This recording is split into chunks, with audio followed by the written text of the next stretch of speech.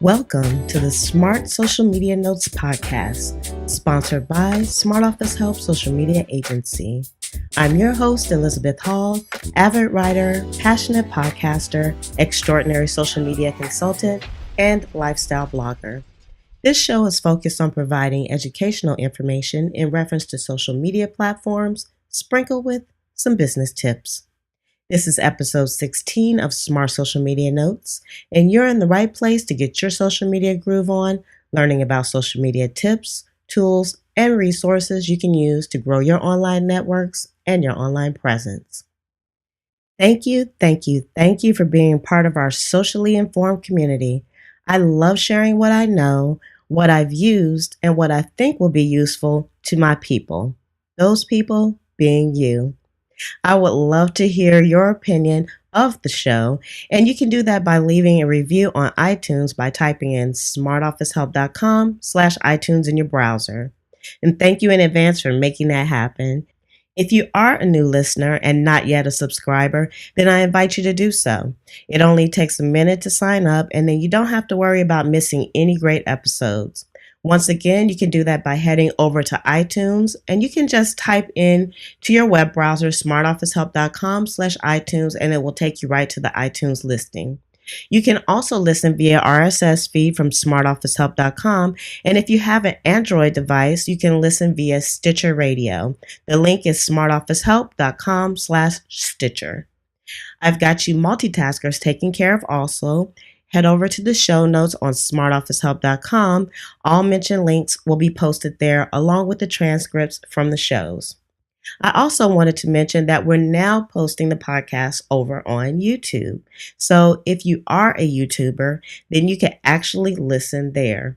There are some fantastic social media tutorials posted there, and the YouTube channel is youtube.com/smartofficehelp. If you listened to the last episode, show number 15, Show Some Love with Social Media Profile Maintenance, then you know I was out of town. I took a bit of a road trip up to Washington, D.C. Now that is actually pretty far from the homestead here in sunny Florida, so I took a frolicking detour to almost sunny but not quite hot Atlanta. Translated, Atlanta. I have some old Army buddies that live in both places, and actually, I could probably say I have friends in almost every state. I have met so many great people during my tenure in the military, working for the military as a subcontractor, and I've also met some great people just through blogging. How many people can say that? It is great to have a job that I can take on the road, but I don't really get a lot of work done when I'm enjoying good friends and reminiscing. I'm sure you can relate to that. I got a bit behind on my 10 pages a day, and I'm okay with that. I will commence my daily reading commitment now, and I'm also almost done reading The Sales Bible by Jeffrey Gittimore. Be on the lookout for a book review soon. Now, I invite you to join me over on your social media platforms using hashtag read10a day. That's read the number 10 a day. Hashtag read 10 a day. So on to the featured topic for today, which is 16 key points for a WordPress business setup. So you want to jump onto the WordPress train? I say good for you. WordPress is an awesome platform for setting up your online headquarters. You can have a single blog or a website that includes a blog. The options are virtually endless. Some key points to consider for WordPress business setup. First, there is self-hosting. Yes, you can set up your very own WordPress blog for free, and that is great if you have a personal blog or a website. If you want to be taken seriously as an entrepreneur, you need to have a self-hosted site. Self-hosting is basically having your domain hosted by a web hosting company, and this is where your website and all the associated files are stored and housed. You'll have full control over your account, and you can make any changes needed. You'll also need to purchase a domain name, and there are monthly fees associated with this type of setup. So here are a couple of web hosting companies we've used: Bluehost, HostGator, and GoDaddy. And although it suggested that the site be set up using self-hosting, it's not required. You can also get up and running pretty quickly using, again, the free sites, but I would highly recommend that you go for the self-hosting sites. And there's some links in the show notes to Bluehost, GoDaddy, and also HostGator. The next one would be domain name selection. And as stated before, WordPress will allow you to choose a URL for your site, but it will have the .wordpress.com at the end. So an example would be smartofficehelp.wordpress.com. That's pretty long. Wouldn't it look better and be easier for your audience if it was just smartofficehelp.com? So any savvy internet user will know that a website with the .wordpress.com at the end is a free site, and it kind of makes your website look a bit cheesy. I will be the first person to say we love free stuff. However, if you are serious about keeping things professional, free is not always a good thing. Now select a unique domain name that reflects your brand or company. You can check with the different hosting companies to ensure the name that you would like is available. Now, most of the good domain names have already been taken, but you may get lucky. I was really surprised when I was able to get Smart Office Help. Of course, this was almost 15 years ago, but I thought that was such a really good name. I couldn't believe that I got it. So have a couple of alternatives in your pocket just in case. Choose a responsive theme. Themes determine the look of the WordPress website or blog. The way your website will behave for a person viewing your site on a mobile device as opposed to on a desktop computer is determined by its responsiveness. Most themes these days have the responsiveness built in, but keep in mind that most internet users are using mobile devices such as smartphones, iPads, and other handheld devices. So make sure that the themes you choose will meet not only your needs, but their needs as well. Widget support. Widgets give your WordPress theme some extra oomph. The widgets can virtually reside anywhere on your blog, but most are located on the right-hand side of the web page, and that's kind of an industry standard. So widgets are very versatile, and they can include email opt-in boxes, advertising, or a simple blog roll.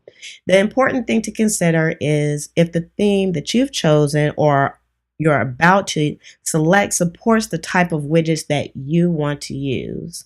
So you might want to look around on some of your favorite blogs and just notice the widgets that they're using. There may be some that you would like to use for yourself. So you want to make sure that the theme that you choose will support the widget that you would like to use on your blog. Spam control. Most blog owners will expect commenters to be vigorously leaving their opinions on their fantastic blog posts. Unfortunately, so will the low-down dirty spammers. An unmoderated comment block is the perfect place for a hacker attack. I've heard of some blog owners who have disabled the comments altogether because of spammers. And that is definitely a personal choice. If you do decide to allow comments for your blog, then be sure to have a way to control spam. Having your comments moderated, which is a WordPress built-in feature, you just have to enable it, is an excellent way to head off spammers. Head them off at the pass. I will also recommend using Akismet. How to subscribe. Once you get those wonderful views, you want the readers to keep coming back for more. Don't automatically assume that they will know how to subscribe to your blog. This is where your widgets will come into play. Have a widget for your readers to easily subscribe to your blog.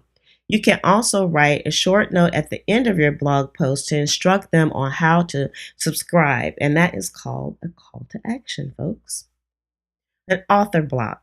Most bloggers include an author block somewhere on each of their web pages or their blog. The author block can include anything that you like. It's a place where you can add your credentials or personal information for your readers. You can add what you want your readers to know about you or the author of the content that they're about to read. Now, that could be for a guest blogger. Maybe you have a guest blogger on your blog and you want to add an author box with information on that guest blogger.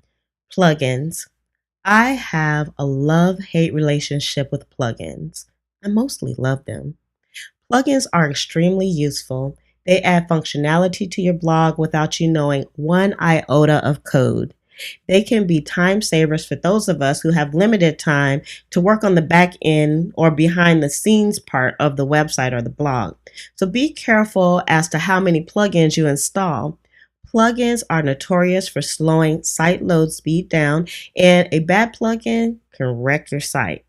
I've been there and done that. So do your research in advance and you should be fine. Set up categories with care. People often start blogging and they don't give any consideration to the structure of their site. With any business decision, strategic planning and functionality need to be incorporated into your blogging strategy to ensure people can easily float around your site, to include the search engine robots as well. Categories give your blog and website that structure. Each blog post should be included in at least one category. You should go one step further and complete all your category information to include even more keywords. Menus. Everyone understands the importance of menus. Not everyone knows what pages to include on those menus. So be careful how many choices you give your readers when it comes to menu items, but give them choices. Here are some standard pages that should be included in every menu: a home page, a contact page, a support page, services page, an about page, or a company page. On to tags. These are additional grouping options for topics included in your blog. Adding a gazillion tags will not help your search engine ratings. It's recommended that you use a maximum of 5. Images. Always include images. As a matter of fact, include a number of images. Humans are visual animals and love colorful imagery that tells stories. Give your readers what they want. Also make those images shareable by creating large images that include text. Shared images can generate traffic back to your website if the destination information is included. Password protected posts and pages. WordPress has a fantastic feature that most don't use or even know about. That is protected posts. The use of password protected posts and pages are a fantastic way to share client information behind closed doors, so to speak. You can make up any password that you like and only share it with a select few. Post to Facebook or other social media sites.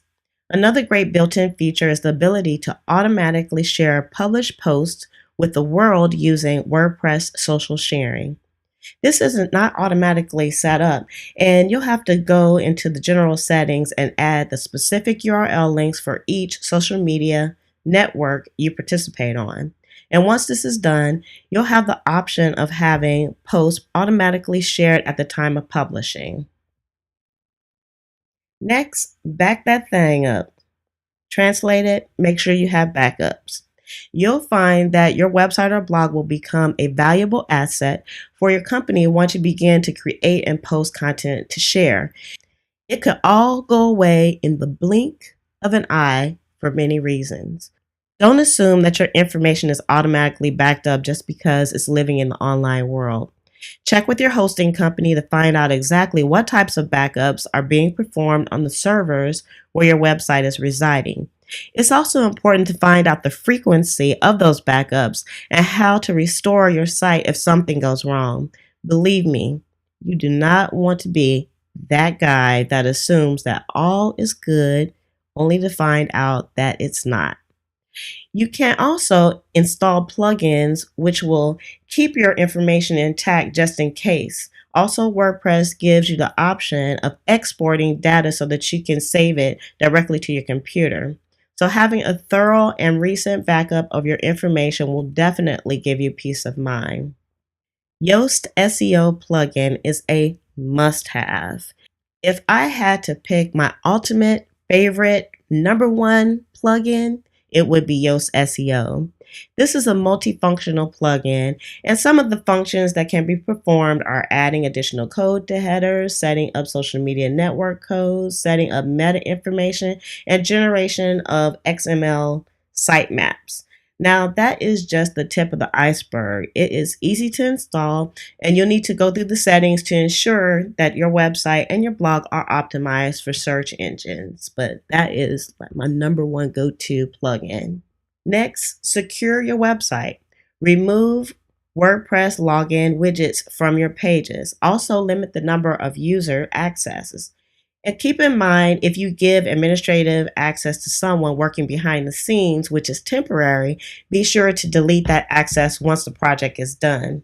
Your WordPress site will become a huge asset, so protect it by any means necessary. There are also a number of additional plugins that can be used to add additional security to your website. Now, WordPress websites and blogs can be a wonderful addition to any business social media marketing strategy. I can't say it enough. It will also become a valuable asset once you begin to create and publish content to it.